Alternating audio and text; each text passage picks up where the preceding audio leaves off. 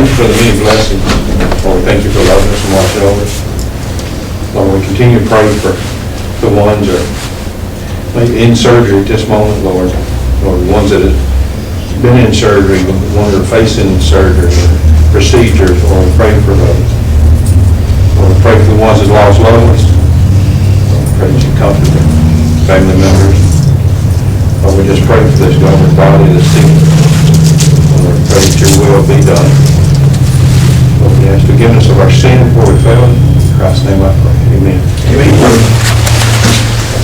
I pledge allegiance to the flag of the United States of America and to the republic for which it stands, one nation, under God, indivisible, with liberty and justice for all.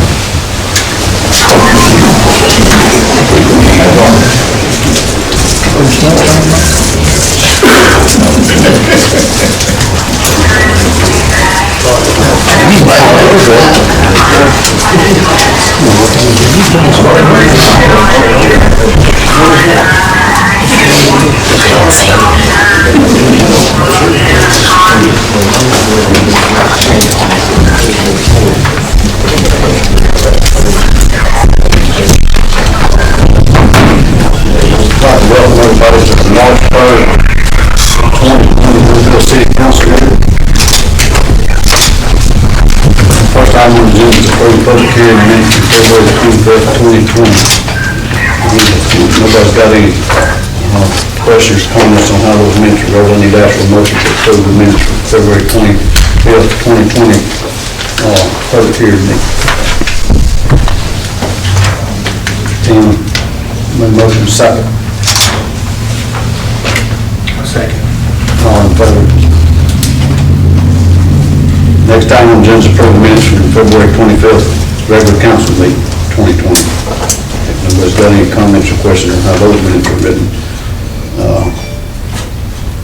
kind of lengthy set of minutes. I will cover one. I sent it, look up everything that's good to me. If anybody had any comments or questions on those? If not, I need to ask for a motion to approve them. Need to ask for a second. Chris, make a motion. Tim, second. All in favor? Next item on the agenda is school board appointment. Normally we don't have it's normally in April when we have a scheduled school board appointment by statute, but we've got a letter from the school board that they've got a school board member that's retiring on May the 31st, effective May the 31st, and the board has come to me with a recommendation to put on the board in the place of finish out Brenda Taylor's term, which her term would, we know when her term would finish. I think it was maybe April 20th. I think it was around the 20th of April, but I can't remember. Of this year? She would actually. That's right. It's the end of her term. Yeah, it's the end of her term. So, wait a minute, but her resignation's effective when? May 31st. Which is the end of the term, because it begins June 1st.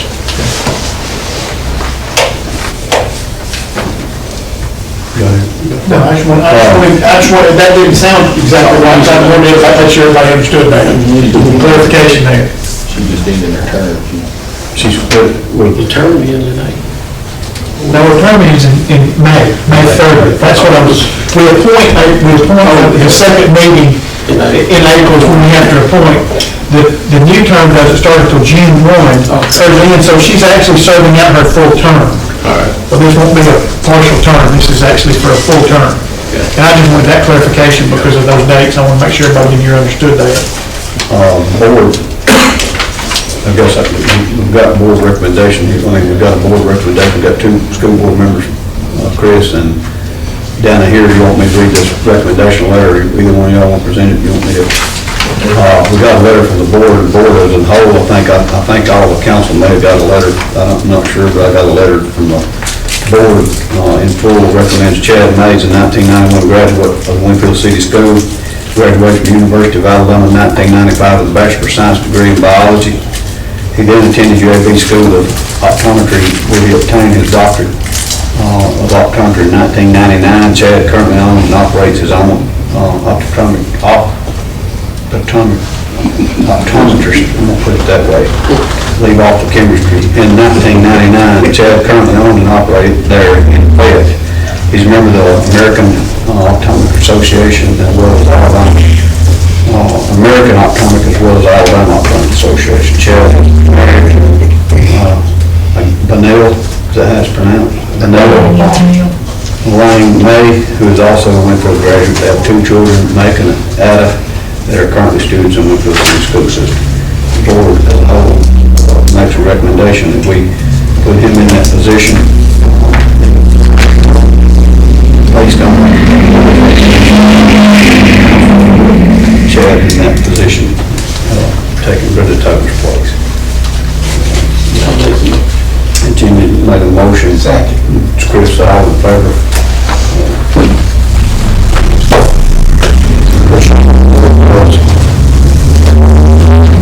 Seeking out.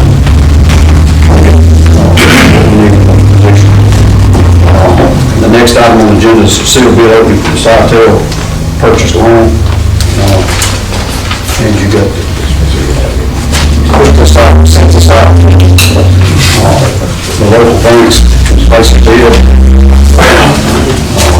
for the loan we're going to use to purchase this property back. Purchase this property from Sitel. There's 20 acres in the building, the facility over here on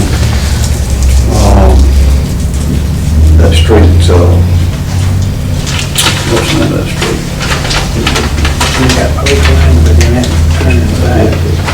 Oak Lane goes in there, but places, kind of places. I don't know what that other street's name. Some of our industrial park is as well behind it there. First bid I'm opening is coming from First State Bank of the South. They're going to offer a base rate of 1.85% with an origination fee of 1%. The APR is 2.4888%. The estimated payment will be $66,1460. First State Bank.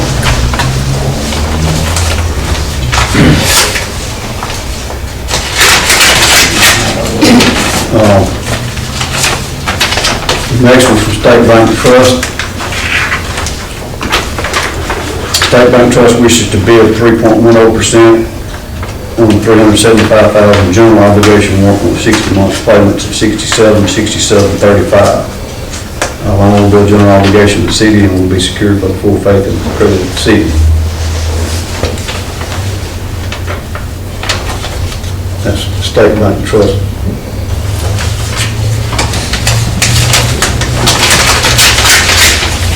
The third one I'm opening from Citizens Bank of Winfield. Citizens Bank of Winfield respects to submit to the bid of 4.00% on the general obligation warrant loan requested dated 2/28/2020 for the city of Winfield. The bid is for a 5-year loan. There will be no loan fee imposed on this loan. So you'll need to pass that down and look at it if y'all got it.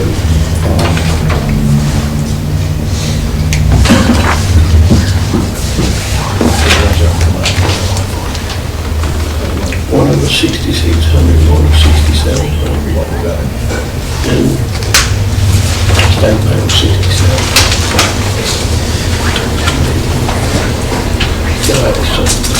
What's First State?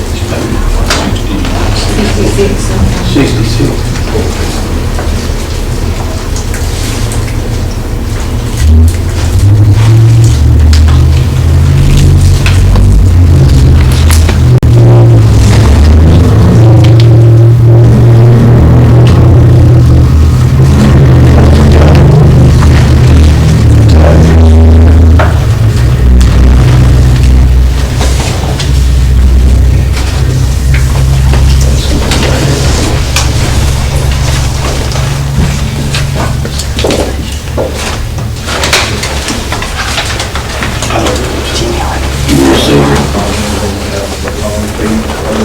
That one was the origination That's figured in, and that's what it comes to, the percent of the interest, that's why. That's the APR. So that's what it actually be. Looks like the low bid's First State Bank. Anybody got any comments or questions? If not, I'll ask the council. Mr. Fellows, if you want to go with, which bank you want to go with? You ask for it. Vote.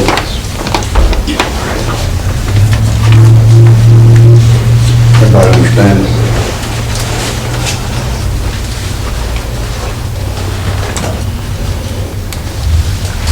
Did anybody abstain from vote? I'm gonna vote no, but I recommend it. You do it with First State Bank. I won't be the same way, I'm still a no on the purchase of it, but I do recommend, taking the lowest rate on the First State Bank as well.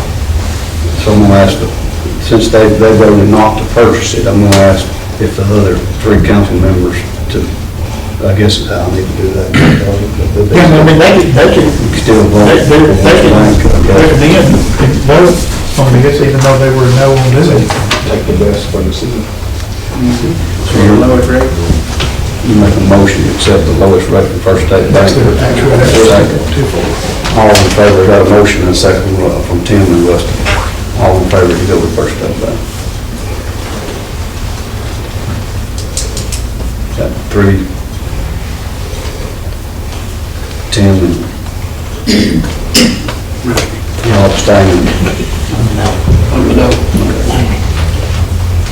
He forgets anything. I didn't know if you wanted, I know you didn't vote first, you didn't know if you want to vote on finance. All right.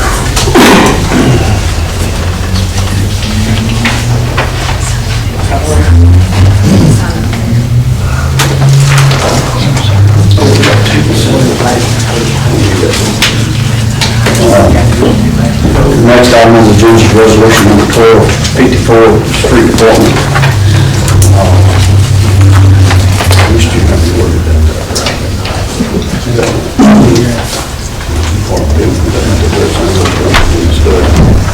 Tony knows it. That's not good. That's Thursday. No, Mayor, I don't have the resolution prepared yet for us to adopt, and I'll tell you why.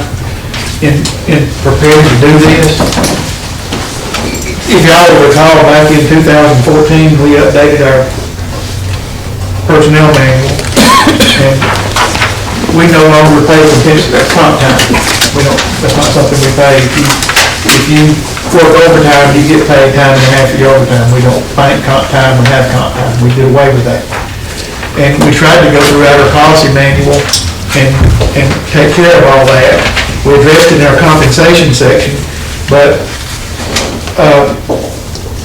there's a provision in our holiday schedule where it says specifically an employee who is required to work an official holiday shall be given compensatory time off within the next 90 days or paid for the first, or paid for the day at their regular rate of pay at the discretion of the department head and approval of the city.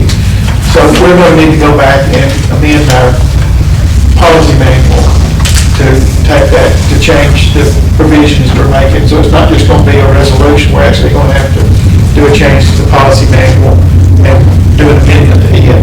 And I didn't find that out, or didn't realize that until today when Angie was sending me some stuff, and we got that reference in there. So I need for us to just do that at the next time, because we'll have to go through the formal process of amending our personnel policy manual, to take that reference out and reference what we're doing. We don't have to act on what you're talking about, you got to amend it.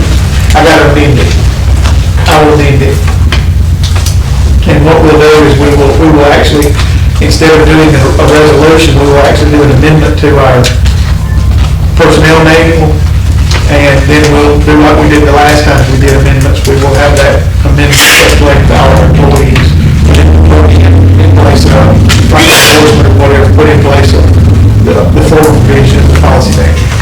So we'll just need to do it that way rather than just by a resolution, because we're changing the way we're compensating for that, rather than, so.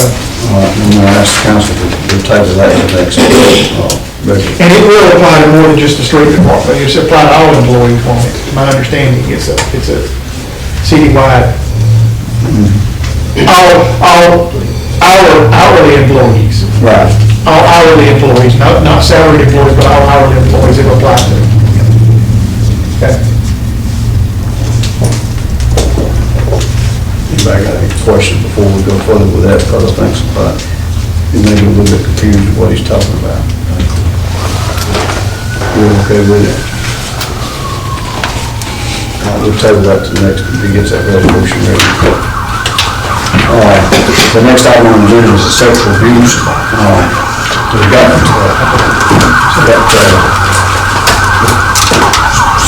county DA rules. I'm going to speak on behalf of those voted in that way, let him kind of explain to what the information that they're doing. Mayor, thank you, Councilman. Be brief with you, but this is a project and an idea that we've come up with through my office in conjunction with the chiefs of police and the sheriffs across the 25th Judicial Circuit, which is Marion and Winston County, which are the two counties that I serve as the district attorney. In our counties over the past probably decade, we've seen a pretty dramatic increase in the number of domestic violence, sexual abuse, and crimes against children. These are very specialized areas of the law, and they're very sensitive and specialized areas for investigators, especially when we get into the realm of sexual abuse and sexual violent type crimes. The majority of those victims are women in those situations, as well as minor children. Science and studies have shown that children and other women respond better in those traumatic situations to other women. And that's one thing we do not have in Marion and Winston County is our female investigators. And so the idea that we came up with was, hey, we need a female investigator to handle sexual assault, domestic violence, and child abuse cases. The question was, who's going to get one and how we're going to pay for it? As all of you know very well aware of, that everybody's budgets are strapped. You search to find money for different projects that you have. And that's what we've done. I've searched my budget high and low, and I can't come up with all the money that was there, so we came up with a unique idea of community policing to present to each one of our communities, to our city councils, and to the county commissions. There are 11 municipalities in the Marion and Winston County, and the idea is to approach each one of you with a bite-sized portion of salary and benefits for this investigator, in hopes that we can get a yearly contribution from your city council to help fund this person, this position. Before we came to speak to y'all, we've searched out, we've interviewed candidates. We have a candidate who is interested in the job, who wants to come work for us, wants to take this role on. She's currently employed by the Sheffield City Police Department. She's an investigator there, has been in law enforcement for in excess of 10 years and has been an investigator for the past 5 years that deals primarily with their sexual assault, domestic violence, and child abuse cases in Sheffield. So I rambled on, I told y'all about it. It comes to the rubber meeting the road, y'all sitting there thinking, how much is this going to cost us? I'm asking for a yearly contribution, $2,500 from Winfield City Council. I'm asking that from all 11 municipalities, and I'm asking $5,000 from each of the county commissions when we get to those. You're going to be the third city council that I've addressed with this. We just started last night. Both of those that we addressed last night have approved this and have agreed to fund that. But to continue that, $2,500 and money coming from the commissions, if that does come, will not be the entire thing. My office will end up putting in about half of that salary and benefit package. So you're looking, cities and counties will be putting in about $37,500, and my office will be putting in about $35,000 to $36,000 in that salary and benefit package. So I think we'll all have some skin in the game, but I'm trying to take the bulk of it so that it is a bite-sized portion for the municipalities, because I know things are strapped for everybody here, and you look for ways to find money, but I think this is a position that's needed. I know when we come back and look at it, in 2019 alone, I think there were 76 felony domestic violence cases alone in Marion and Winston County. Those are spread out in all our communities, but those are cases that take a lot of time, a lot of effort from your city investigators. You end up paying some overtime and some things to them when they're working these cases because they are hard cases to work. I've spoken to Chief Burleson. I think he's on board with this, and I'll be glad to answer any questions y'all may have. Any other questions? Scott, I'm sorry. Go ahead. You're going to have to make a commitment to this person to give it, I assume they're not going to pick up and leave for just a promise of a job for a year. You're going to have to make some kind of long-term commitment to her. I've made that commitment. The hope is, once we get this going, everybody will see the benefit that's there.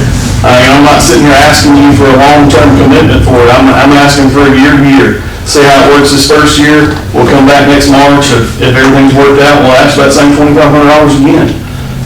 And go forward from that point. I'm not asking you for any type of long-term commitment. And there may be other ways to fund this moving forward. We'll be searching out grant opportunities, things like that, to help fund this, to try to alleviate some of this off of you guys as well.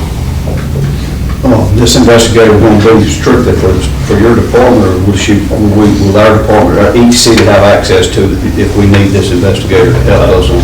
She'll work for me. The envision plan, what Brett and I and several others have talked about, was do a memorandum of understanding between the Winfield Police Department and all the other departments in my office that sets out what cases that investigator will be responsible for.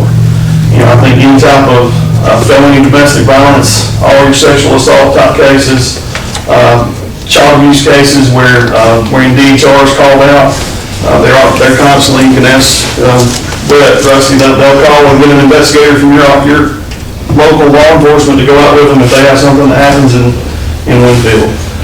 Instead of those people getting paid off those cases, you have this one person to go to. But the short answer to your question, yeah, you're going to have access to her.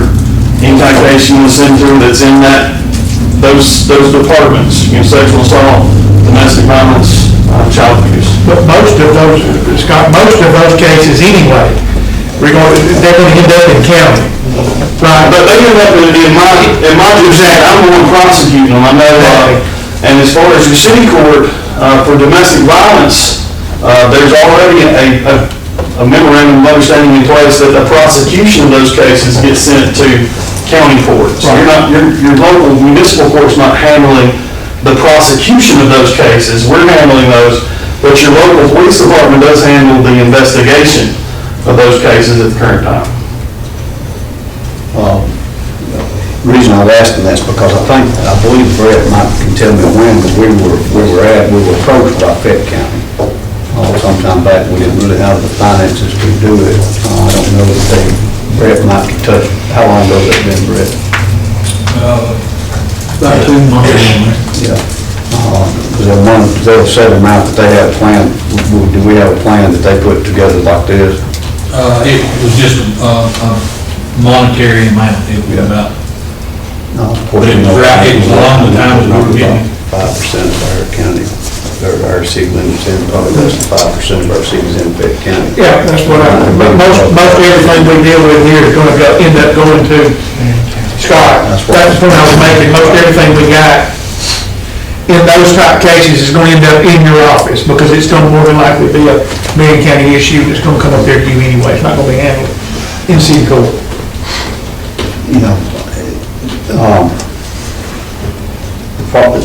Which you're in that position now. When you investigate these cases and you've got, in other words, you find that there is a problem. The problem, I think, is it may start at the federal level or the state level, lower down at a higher level than what we are, definitely what we are, and it may be higher than what you're. But the punishment, in my book, is not strict enough. I mean, that's a slap on the hand and back out and you do it again. you know, when somebody has that issue, especially if that's an issue where they're drinking and then they call to do this kind of domestic violence, you're saying, can you guard them from it? It can. It is a vicious cycle that individuals get into.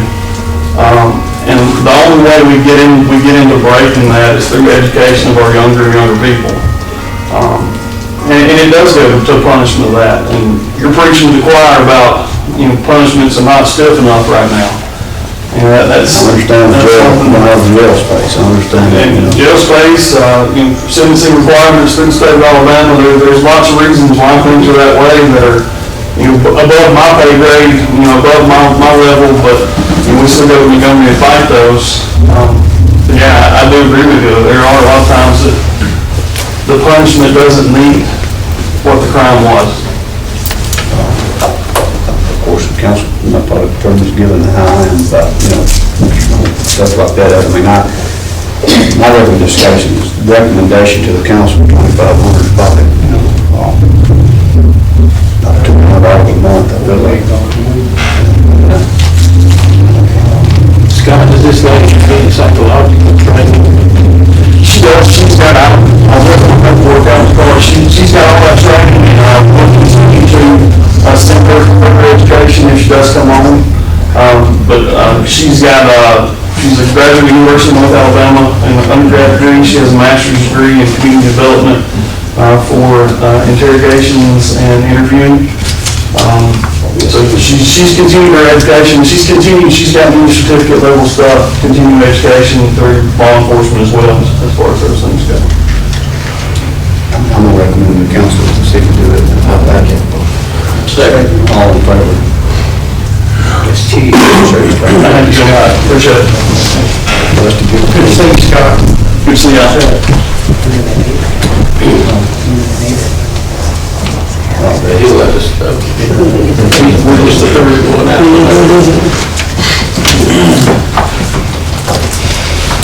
We're done already done with the legal license. Old business. The next item on the agenda is open, see if the council members got any old business. I was going to ask, the simple Stacy Bowman building over here, is that on the list? Yes, on my list. Yeah, it's on that list, I was telling you. Okay. I think when people try to find that, I can't remember, a lot of times it's hard to understand when someone said, they've been approached several times about debt purchase. I always say get a little closer. It's just like, we got it, I don't know that that's a decision that's up to 14 years. Right, that's the limit. Where is that? Before 14, about 173 turns back to the right past it on the right. See the MCN out right there. Yeah, I don't know. That's one thing I was gonna ask Todd about is on these, which I talked with Sandy, we're working on setting a meeting up with the Bateman Board. Hopefully, we're gonna try to have it done this week, but it may go into next week. Police jurisdiction. Are we allowed to police this weed litter in this new ordinance in police jurisdiction or city limits only? It should say, in the ordinance. That's what I thought you were gonna say. I'm not sure, I mean, Julie will say that in the ordinance, and I don't. What's it say, Britt? I know you read it front and back. Yeah, about 4 months ago. I think it's city limits only. I think so. I believe so. I just didn't know if we had any kind of leeway in the jurisdiction, because our jurisdiction is I think that's just for police and fire. Todd can correct me if I'm wrong. We're going down the road, we're going down one of these, like, for instance, Cherokee. If we're going down Cherokee, the left side's in city limits, and the right side's not in city limits. What are our legal limits? This section of it's not, but this one is, and this one is, and all of this one is. If something happens inside that section right there, on that street, on that side, is our police limited what they can do in that section? Well, that's going to depend on what they see happening. certain things that they see happening or witness happening or observe, they can take action on, but certain other things they can't. Okay. One of those being, if they see something taking place where someone is being injured or a crime is being committed, or they can probably take action, but if they see that on this side of the road, which is outside the city limits, they see that the weeds are 12 inches tall, they probably can't take action on that. So that kind of depends on what they see and what they're observing. So if they see a pile of garbage there, they can't cite that pile of garbage. Well, I can probably say something, I don't know if it could be enforced, but they can mention it. But we got a lot of zigzag, I mean, a lot of, you know. I heard that, Jimmy. What they teach you in law school, that's what you ask questions. It's exactly what they teach you in law school. Because we pushed them, Never let them get you down. I know y'all get it, you say you get the calls on it, I get calls on it, and we start. When we start, we're started. You know, we're not going back out of it when we get started, because that's the hardest thing anytime. It's just like when New Year's comes, everybody's got New Year's resolution, to lose weight, do this, just get started to do it. It's the biggest thing. If you ever get started, you have a whole lot easier time doing it. But when we get started on enforcing this now, we don't have to go forward with it. I mean, we've started, but we first put the coal to the fire, because I'm tired of hearing, you know, I'm tired of it. It's an ordinance, and that's what our job is, to see the ordinances placed, is took care of. And that's why I'm asking certain questions like this from Todd, in the jurisdiction, if we're allowed. You know, I know there's some issue, somebody's come to me about, and we know what we can do about it. You're not in city limits, there's not much I can help you with what we need to do, but you need to get in city limits. You know, that would be, that's part of being in, I guess, is the protection of certain ordinances, and that's what makes us look bad. If we got certain ordinances and they get in city limits, then we don't enforce certain ordinances. But that's kind of the world. But yeah, that was definitely Jimmy's on that. And I mean, you'd be surprised where I come up with all these places. I mean, we've got really rural areas that's in city limits that has issues, but it's still in city limits. And I mean, that's kind of where I focused on. There's a couple places that's like in city limits that goes around them. And different things. But yeah, I'm really trying to get that pinned down. Anybody got any other business? Real quick, like on, I don't know if y'all been up by or not, but they're paving the track. They've got the track, they're redoing this running track up here at the elementary school. And the same people that we used last time to do we got our paving project out of Tuscaloosa, North Port Tuscaloosa, here in North Alabama paving. They're the one doing that, and I had reached out to some of the council members and asked them why they were here. For a lot of time, mobilization was a pretty big fee coming into a place to do something and bringing the equipment to do it. You got to pay X amount of hours for them to mobilize and get here. Well, the equipment's already here, so I asked them while they were here if they could do a little paving for us while they was here. But we got some money, which Mike gave y'all the list of the last council meeting of what we had in those tax funds that's allowed for paving and rebuilding or resurfacing the street. About that street that's behind the elementary school, to where that, when you come out of elementary school and go toward the high school, that little section, I don't know if y'all know or not, but going down that hill, that Columbus Loop, I think it's Columbus Loop, that's washed out. And I've talked to Rob, but we've got to let the weather break before we go in there and fix that, and that road's blocked off. Well, from where Columbus Loop starts down around this way to the 14th, that street, it's in pretty bad shape.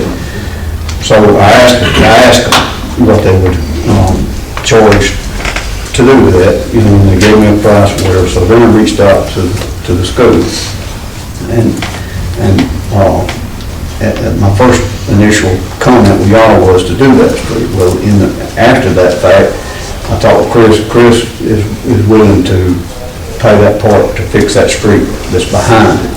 So my question is to council, because I think $15,500, I think, to do Beacon. which is, we've done Baker, which Baker's right beside the baseball field, right behind the baseball field, and it comes from all 14 straight into where you go straight into like the athletic facility, where the next street over to Beacon, that's in real bad shape. Is that the one that goes around? That's is it Berkeley? Berkeley? Yeah, that's Berkeley, which we done half of Berkeley and stopped. But this, Berkeley does come around and ties into Beacon. Yeah, we've done part of Berkeley, but we haven't done any of it. We stopped it in the curve, which that part's not that bad in between the two, but Beacon's really bad. And I just wanted to ask the council if they were in favor. I'd like to ask the council to give a motion and second to let them do that while it's up here. How much would it go? $15,000 and $400. 15, something like that. And then I appreciate the school, Chris, and them doing that part back, because I asked them if it's city street or school street, or it's a public street. I mean, because the parents line down there, and the buses go through there, and the garbage trucks have to go through there if he picks that garbage up that first time. But that house is right there on Columbus.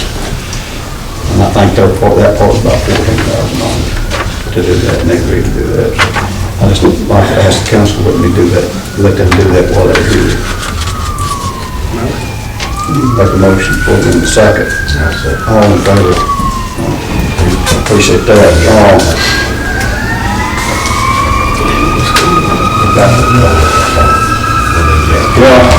We had an issue at the park.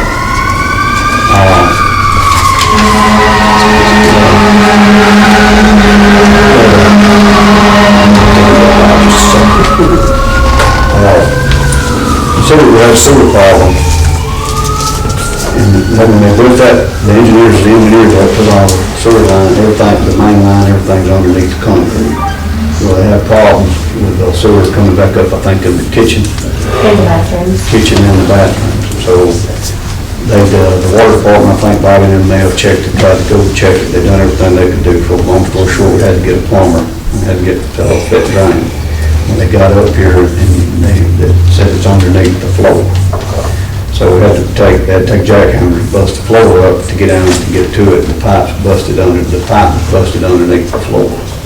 And it almost looked like it had frozen and busted, but I don't think it's been that cold, but it's probably the age it's been, where how long's been there. But water's getting under that, water's coming in under that, from the eave of that building, I think it's called. Yeah, the pipe's so low, it's got no cast iron, it was just rotten. Yeah. Terracotta type pipe. That's fixed, but now we got a hole in it, we got messed up, our tiles messed up in the floor. And the question is I let Gina, she sent me, we've got a quote, we're getting it, now, trying to put tile back over it, blah, blah, blah, and blah, and then, explain to us what the contractor told you. You can't match the tile because it's so old. And it's probably an 18, 24 inch across all the way the length of the kitchen. To replace just that with a mismatched tile is the cheapest option for $400. The next option is to re-tile the entire floor in a matching tile, which would be $2,000. But his recommendation is not to put back any tile because Grant Sewer and Drain said that the whole rest of that pipe is rotten completely around the rest of the building. It's just a time bomb waiting. And the contractor's thought is to put a floating floor that's the snapping rock, that is lifetime, the waterproof, that can be taken up and put back down in case there is a problem, so you won't run into that again. And that's $2,300. So I kind of want the council to help make that decision, or if y'all need to look at it. We've got some pictures of it, don't you? I agree. If you want to let them see the picture, I didn't print none of it. I just have it on my phone. Robert Gill.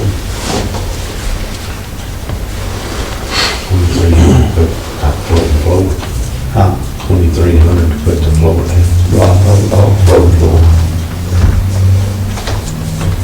Anthony kind of thinks needs, we need to go with it. I mean, that's gonna have to come back up. My deal is if you don't do a floating floor, not to do a $2,000 tile whole floor, at least if you're gonna do the $400 minimum. But I don't know if you wanna do that, but the floating floor, you can take it up like you said. You're fine. That's nothing on me. This is good, this is good. This is the kitchen door by ice machine.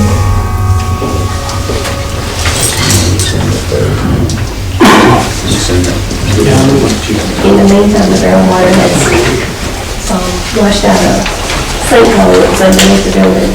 So the groundwater's an issue there. Washing under there in the same spot. We talking about getting the ground, getting that water away from the building. Well, we have put a temporary pipe there, which is a trip hazard, moving it on out. But we talked about it. That's on that corner, it's on that end, it's from the air conditioning back this way. It's just the left with the air conditioner, yes, you're facing the building.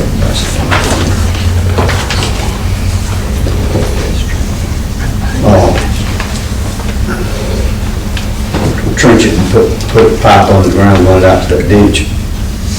We got asphalt there, or we just, is it fresh asphalt? It's not, is it? Yes. I thought We had the brand that did the whole parking lot. But that ain't that last one we just did with Dixie paving. But there's not anything left of it. Yeah, I know.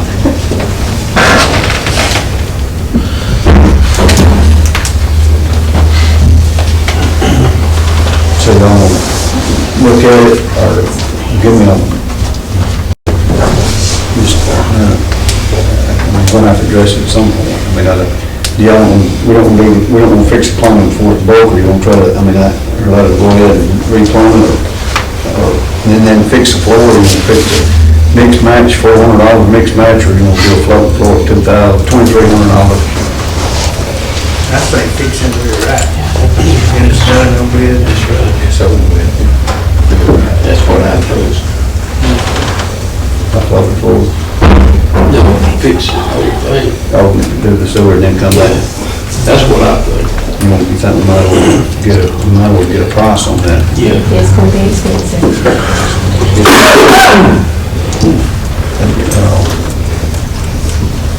We don't try to, we're limited plumbers. Think there ain't big Get them problem to do that. That's who's done what's there for already. That's who we get a price on. Yeah. Yeah. And they know what they're doing. Ain't nobody around here that can do it. What you want to do? Get a price. That's what I'd like to do. This is the price on it. That building's been there since the 70s, so that's 50 years.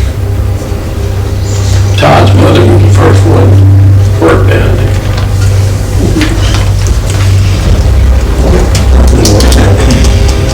Go try to get a price on what it takes to fix it. Go ahead and fix that when you get a cost of getting the water away from the building.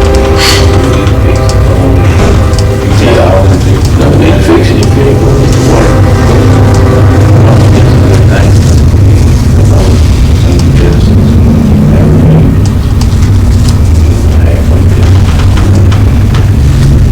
And then, any of that other things.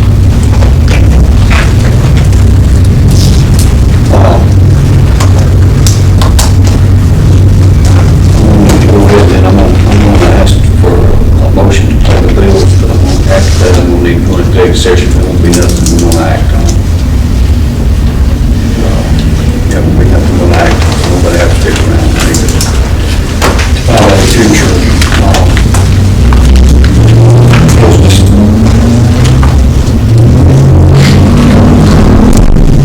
Expansion. All in favor? That's all we got, I'm gonna ask for a motion to go into executive session. All in favor? Hey, y'all, it ain't voted, you got to 7 o'clock. No vote.